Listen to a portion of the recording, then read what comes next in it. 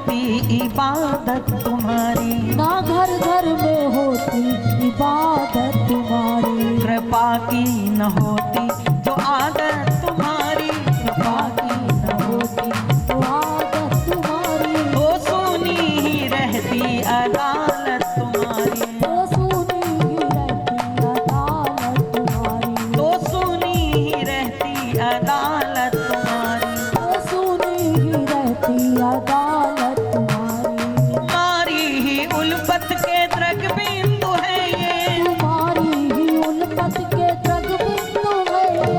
तुम्हारी ही उल्फत के द्रग बिंदु है ये, तुम्हारी ही उल्फत के द्रग बिंदु है ये। तुम्हें सौंपते हैं अमानत तुम्हारी, तुम्हें सौंपते हैं अमानत तुम्हारी। कृपा की ना होती जो आदत तुम्हारी, कृपा की न होती जो आदत तुम्हारी। तो सुनी ही रहती अदालत तुम्हारी, तो सुनी ही रहती अदालत तुम्हारी। तो सुनी ही रहती अदालत तुम्हारी, तो सुनी ही रहती अदालत।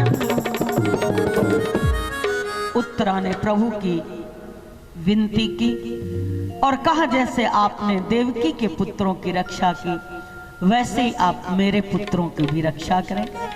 भगवान ने ब्रह्मास्त्र से उनकी रक्षा की।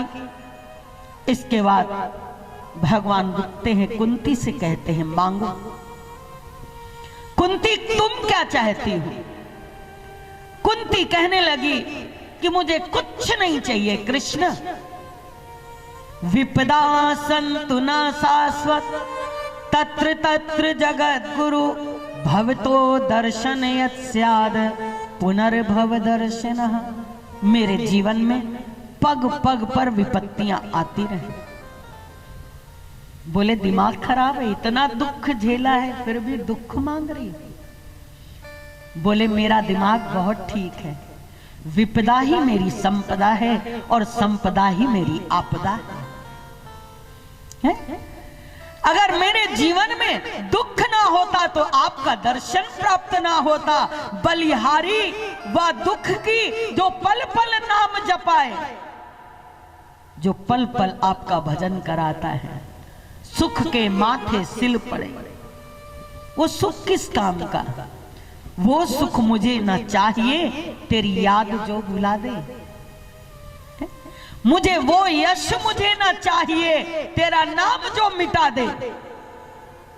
बड़ा सुंदर किसी ने गाया है कि वो सुख मुझे न चाहिए, तेरी याद जो भुला दे। वो सुख मुझे न चाहिए, तेरी याद जो भुला दे। हाँ वो यश ना मुझको चाहिए, वो यश न मुझको चाहिए, अरे तेरा नाम जो मिटा दे।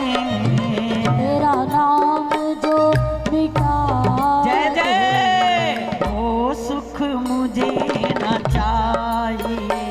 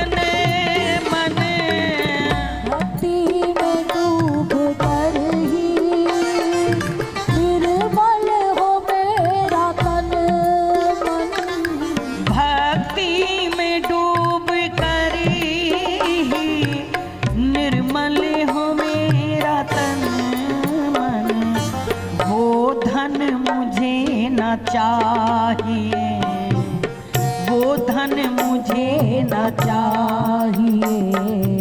मेरा मद जो बढ़ा दे, वो धन मुझे न चाहिए, जो मद मेरा बढ़ा दे।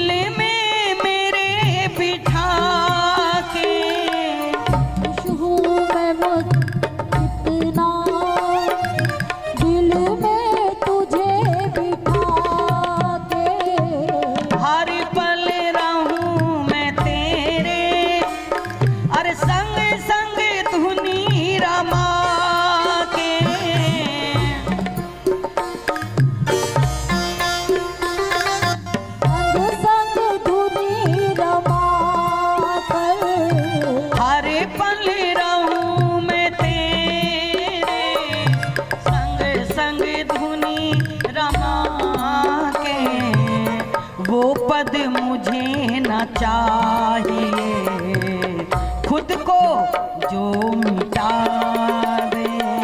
वो पद मुझे न चाहिए, खुद को जो मिटा दे।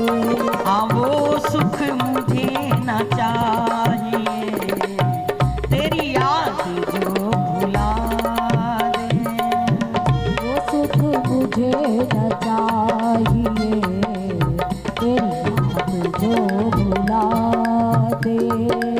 वो यश मुझे न चाहिए, तेरा नाम जो मिटा दे। वो यश मुझे न चाहिए, तेरा नाम जो भुला जो तेरा नाम मिटा दे। मेरा नाम बहुत आगे हो और तेरा नाम पीछे हो, वो यश मुझे नहीं चाहिए। मेरा मान सम्मान हो और आपका ना हो, वो सम्मान मुझे नहीं चाहिए। वो प्यार मुझे नहीं चाहिए, वो सुख मुझे नहीं चाहिए। वो संपदा आपदा है, वो विपत्ति संपत्ति है जो आपको भुला दे। भगवान कृष्ण कहते हैं दुख तो मैं दूंगा ही नहीं, क्योंकि दुख मेरे पास है ही नहीं। जिस दुकान पे जो माल मिलता है वही तो मिलेगा। मैं दुख स्वरूप हूं ही नहीं, मेरा नाम है सुख आलय, सुख का घर हूं। मेरे पास दुख कहां मिलेगा? दुख खा ले तो संसार है। एक जगह लिखा था फल की दुकान है, गए फल लेके आए, आम भी खरीदा, केला भी खरीदा, संतरा भी खरीदा। घर लाए, बोले देखो आम ले आया, बोले भिगो दो पानी में। जब पानी में भिगोया तो सब गल गए, मिट्टी। बोला ये क्या, किसी दुकानदार ने ठग लिया। ले करके वापस गए उस दुकान वाले के पास, ये सब मिट्टी हो गए, तुमने आम दिया था और हो गए सब मिट्टी। इतना ठगते हो, इतना लूटते हो।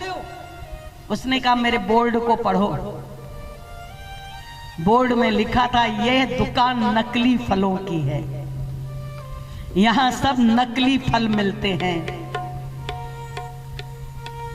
नकली फल मिलते हैं। उसने पढ़ा, बोले तुमने खरीद लिया तो मैं क्या करूं? ये संसार नकली फलों की दुकान है, इसका नाम है दुख आलय। और भगवान का नाम है सुख आलय, ये सुख का घर है, यहां दुख नहीं होता है। भगवान कहते मेरे स्टॉक में दुख है ही नहीं, तो मैं दूं कहां से? मेरे पास तो सुख का भंडार है। बोले फिर अगर आप दुख नहीं दे सकते हो तो मेरी अपने पुत्रों के प्रति जो आसक्ति है, जो मोह है, उसको मिटा दो। कितनी सुंदर बात है। कुंती ने कहा मेरी केवल प्रीत आपके चरणों में हो, मेरी मति केवल आपके चरणों में हो। भगवान ने आशीर्वाद दिया कि जाओ, तुम निरंतर मुझे याद रखोगी, निरंतर मैं तुम्हारे साथ रहूंगा। इसके पश्चात भगवान युधिष्ठिर जी को उपदेश करते हैं। युधिष्ठिर जी बार बार अपने मृत स्वजनों की याद करते हैं। भगवान ने मन में सोचा, ये राजा बन गए, इसके बाद भी इनको बार बार उनकी याद आ रही है अपने वंश की। तब भगवान बोलते हैं, इनको भीष्म पितामह के द्वारा उपदेश दिलाया जाए। तब भीष्म पितामह के पास ले जाते हैं भगवान कृष्ण। जब भीष्म पितामह के पास गए, भीष्म पितामह ने देखा अर्जुन खड़े हैं और कृष्ण खड़े हुए हैं। उनके रोम रोम में बाण जो है गड़े हुए हैं, लगे हुए हैं, चुभ रहे हैं। कितना दर्द हो रहा होगा। भीष्म पितामह ने कहा, अर्जुन तुम जानते हो ये कौन है? बोले ये मेरे मामा हैं। बोले मामा नहीं हैं, ये तो साक्षात सारे संसार के ईश्वर हैं, पार ब्रह्म परमेश्वर हैं। तब कहने लगे, मोहि तोहि नाते अनेक मानिए जो भावे, जैसा संबंध चाहो अपने प्रभु से बना लो। भगवान अनेक रूपों में हैं। पितामह भीष्म कहते, हे प्रभु मेरी एक अंतिम इच्छा पूरी कर दो। बोले बोलो। बोले मेरी एक अंतिम इच्छा ये है कि मैं आपका दर्शन करते करते अपने शरीर का परित्याग करना चाहता हूं। जब तक मैं शरीर नहीं छोड़ूंगा तब तक आप नहीं जाएंगे। उत्तरायण में सूर्य हो, आप मेरे सामने हो, है? तब मैं अपने शरीर का परित्याग करूंगा। भगवान कृष्ण खड़े हुए हैं। सदैव देवो भगवान प्रतीक्षताम कलेवरम यावदिदम हिनोम्य हम। खड़े हुए हैं भगवान, प्रतीक्षा कर रहे हैं कि ये कब अपने शरीर का त्याग करेंगे। उधर भगवान ने कहा, पितामह आप अपने मुखारविंद से उपदेश कर दें। तब भीष्म पितामह ने दान धर्मान राज धर्मान मोक्ष धर्मान विभाग सह स्त्री धर्मान भगवत धर्मान समासभ्य सयोगतः। दान धर्म के विषय में कहा कि मनुष्य को सदैव दान करना चाहिए। दान से आयु बढ़ती है, दान से कीर्ति बढ़ती है, दान से धन बढ़ता है, दान से कष्ट हमारे कम होते हैं और हमारे साथ वो ही संपत्ति होती है जो दान की हुई होती है। बाकी संचित किया हुआ धन यहीं का यहीं पड़ा रह जाएगा। मोक्ष धर्म का उपदेश किया। राजा को सदैव प्रजा का ध्यान रखना चाहिए। प्रजा का सुख ही उसका सुख है। स्त्री को बेवजह कभी हंसना नहीं चाहिए, किसी की हंसी ना उड़ाना चाहिए, ना बेवजह कभी हंसना चाहिए। द्रौपदी केवल हंसी थी कि अंधे का बेटा अंधा, और महाभारत युद्ध का कारण बन गया। अनेक धर्मों का उपदेश करते हैं। इधर सुंदर मास है, माघ का महीना, शुक्ल पक्ष एकादशी का दिन, सूर्य उत्तरायण हो चुके हैं। प्रभु सामने खड़े हैं और भीष्म पितामह अपने प्राणों का परित्याग करने लग गए। प्राण परित्याग करते करते कहने लगे कि मेरी एक अंतिम इच्छा है। बोले बोलो, क्या तुम्हारी अंतिम इच्छा है? बोले मेरी अंतिम इच्छा यह है कि मैं अपनी बेटी का विवाह आपके साथ कर देना चाहता हूं। बोले आपकी बेटी? पितामह आपका तो विवाह नहीं हुआ, फिर आपकी बेटी कौन है? पितामह भीष्म कहते हैं मेरी बेटी का नाम है इतिमिति। इतिमिति, ये जो मेरी बुद्धि बुद्धि है ना, उसको मैंने अपनी बेटी बना लिया है। मेरी बेटी अर्थात मेरी मति, सबसे बड़ी योग्यता यह है कि मेरी बेटी में कोई तृष्णा नहीं है, कोई वासना नहीं है, बहुत निर्मल है।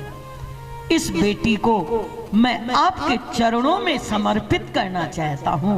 न इसमें वित्तेषणा है, न इसमें पुत्तेषणा है, न इसमें लोकेषणा है, कोई भी वासना इसके अंदर नहीं है।